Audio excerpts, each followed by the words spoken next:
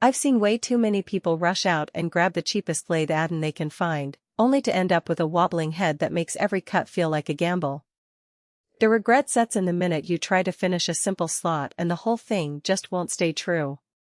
That's why I wanted to dig a little deeper before I even lifted a finger to record this. Link is in the description if you want to check the product details on Amazon. The Proxxon 34104mm drill head PF230 is marketed as the upgrade that turns your Proxxon PD250/E lathe into a mini machining center. It's a very specific piece of gear, so the first question you have to ask yourself is, do you actually need a mill head on a hobby-scale lathe, or are you just trying to squeeze a bit more versatility out of a machine that's already doing its job? If you've ever found yourself wishing you could drill a precise hole in a turned piece without moving the workpiece to a separate drill press, or you want to cut a shallow face on a small aluminum slug, this head could be the answer. If, however, your projects are limited to simple turning think pens, small wooden bowls, or basic metal rods, then you might be better off saving the cash for a dedicated bench drill. What makes the PF230 stand out is that it's not a cheap add-on kit you bolt together with generic screws. It's built in Germany, and Proxxon has designed it specifically for the PD250/E series. The column that comes with it measures 13/8" cheese by 153/4" cheese, 35,400 millimeters. That size is just enough to give you a stable platform without overwhelming the compact footprint of the lathe. In real-world use, that means you can actually set up the head on a bench and keep your work envelope tight enough to work comfortably in a small workshop or even a garage. Let's talk about the actual workflow. You mount the head onto the lathe's carriage, tighten the mounting bolts, and then you have a spindle that can be fed manually or with the lathe's existing handwheel. The head accepts standard 1/4" ch shank tools, so you can drop in a mill cutter, a small drill bit, or a boring bar without any adapters.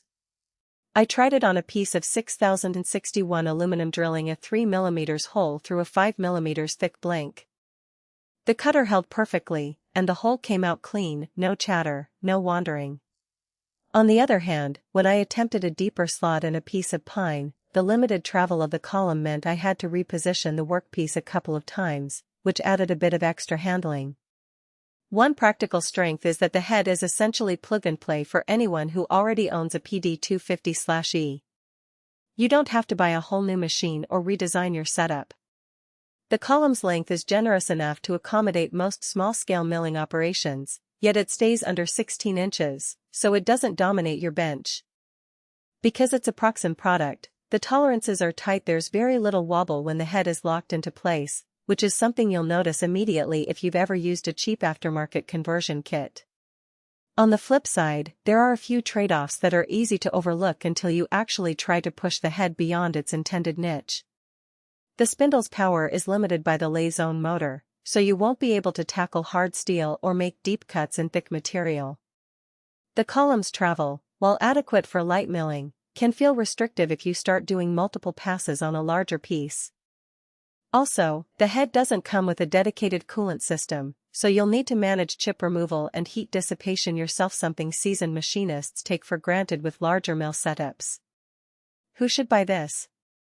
If you're a hobbyist who already has the Proxxon PD250/E and you want to expand into light milling or drilling without buying a whole new machine, the PF230 gives you a cost-effective path.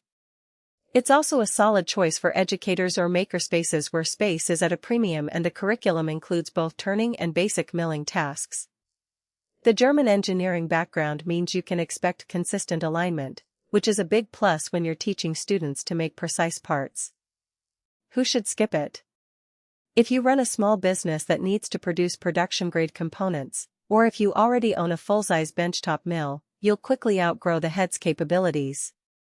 The limited power and travel make it unsuitable for larger aluminum or brass workpieces, and the lack of coolant means you'll have to be careful about heat buildup on any extended cuts. In those cases, spending a bit more on a dedicated mini-mill would likely give you better long-term value. Now, let's talk numbers. The PF230 is priced in the mid-range for conversion kits, but compared to buying an entirely separate mill, you're looking at a fraction of the cost. The value really comes from the fact that you're leveraging